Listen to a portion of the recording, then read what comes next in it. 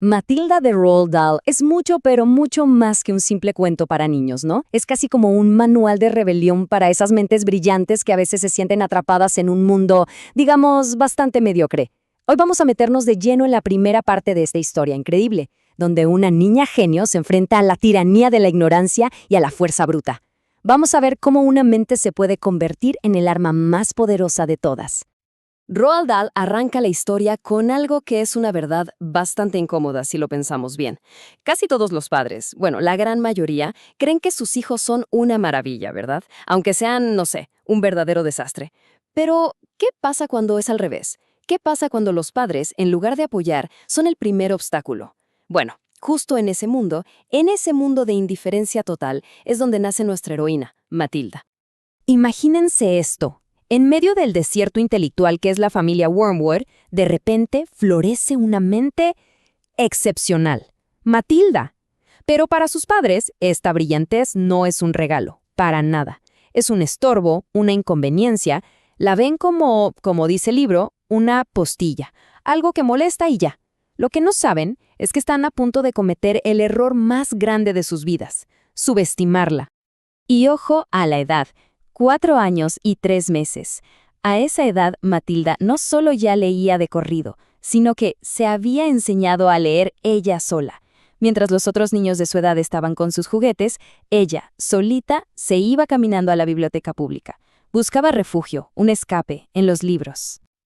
Y no crean que leía cualquier cosa, ¿eh? Nada de cuentos infantiles. Ella se devoraba a Dickens, a Hemingway, a Orwell. Cada libro era un mundo nuevo, un viaje a lugares donde ser inteligente era algo bueno, algo valorado, muy, muy lejos del sofá y la televisión que reinaban en su casa.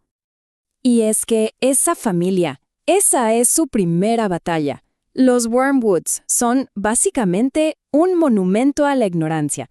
Su dios es la tele, su única moral es la estafa. En un ambiente así, una mente como la de Matilda no es solo rara, es directamente una amenaza. Y esta frase de su padre lo resume todo. En la casa de los Wormwood, los libros son el enemigo. Que Matilda pida uno es casi un acto de traición. El único mundo que vale la pena para ellos es el que brilla en la pantalla del televisor mientras comen algo precocinado. Pero el señor Wormwood no es solamente un ignorante. Es un estafador. Y lo peor es que está orgulloso de serlo. Su negocio es vender coches usados, pero lo que realmente vende son mentiras. Para él, ser deshonesto no es algo malo, es una habilidad.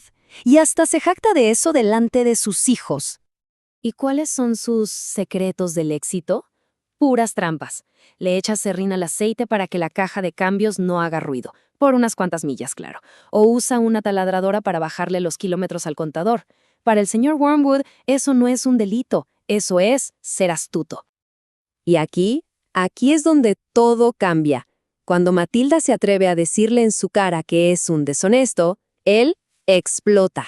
La ataca, la insulta, y en ese momento la injusticia es tan pero tan grande que algo se enciende dentro de Matilda.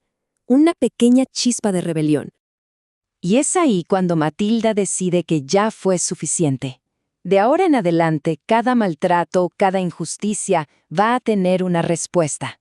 Ella no tiene fuerza física, claro, pero tiene algo infinitamente más poderoso, su cerebro. Así que decide que va a impartir su propia justicia, y su padre va a ser el primero en la lista. Su primer plan es una verdadera genialidad por lo simple que es. El objetivo, el sombrero que tanto adora su padre, ese que usa como símbolo de su autoridad de pacotilla. El arma, un poquito de pegamento extra fuerte. El plan es sencillo, pero el resultado va a ser espectacular. La ejecución es perfecta en su simpleza. Agarra el sombrero, le pone una línea finita de pegamento por dentro y lo deja donde estaba. El señor Wormwood se lo pone como todos los días, sin la menor sospecha. Pero cuando intenta quitárselo por la noche, el sombrero ya es parte de su cabeza. La humillación es total. Su esposa tiene que cortárselo a pedazos, dejándole el ridículo borde pegado al pelo, un recuerdito de la inteligencia de su hija. Primera batalla, ganada. Pero la guerra en casa es solo el calentamiento. Cuando por fin Matilda empieza a ir a la escuela, se da cuenta de que ha entrado a un campo de batalla mucho más grande, la escuela Crunchem. Y ahí va a conocer a su primera gran aliada, sí, pero también a una tirana muchísimo más aterradora que su propio padre. En Crunchem hay dos fuerzas totalmente opuestas. Por un lado, está la señorita Honey, o Miel, la primera persona adulta que se da cuenta de su genialidad y la trata con cariño. Y por el otro, la directora, la señorita Tronchatoro, un monstruo hecho y derecho que dirige la escuela con base en el miedo más puro. A ver, si sus padres representaban la tiranía de la ignorancia, la Tronchatoro es la tiranía de la fuerza bruta. Es una exatleta olímpica que por alguna razón odia a los niños. Su poder no se basa en engaños, se basa en el terror físico, y sus castigos son tan crueles que se han vuelto leyenda. Una prueba de su crueldad, hablemos de la ratonera. Y no es el típico cuarto de castigo. Es literalmente una cámara de tortura, un armario súper estrecho con las paredes llenas de pedazos de vidrio rotos y una puerta con clavos. Es imposible estar ahí adentro sin lastimarse.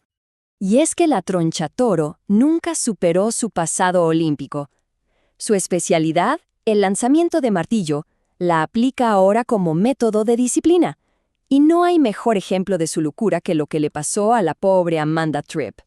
¿Cuál fue el crimen de Amanda? Usar coletas. La Tronchatoro odia las coletas, pero en lugar de solo retarla, la agarra del pelo, la empieza a girar como si fuera un martillo olímpico y ¡pum!, la lanza por los aires por encima de la reja del patio. Un acto de violencia tan exagerado que parece de otro mundo. Y con esto, el verdadero conflicto de la historia queda planteado. La lucha ya no es contra la estupidez de su familia, no. Ahora, la inteligencia de Matilda tiene que enfrentarse a un enemigo mucho más peligroso, la fuerza bruta de la Tronchatoro. Es la batalla definitiva, el ingenio contra la tiranía. Y así llegamos a la gran pregunta que nos deja esta primera parte de la historia. Ya vimos que la mente de Matilda es capaz de castigar la injusticia en su casa. Pero, ¿será suficiente? ¿Le alcanzará para enfrentarse a una fuerza tan salvaje y aterradora como la Tronchatoro? La respuesta a esa pregunta es lo que definirá el resto de este increíble relato.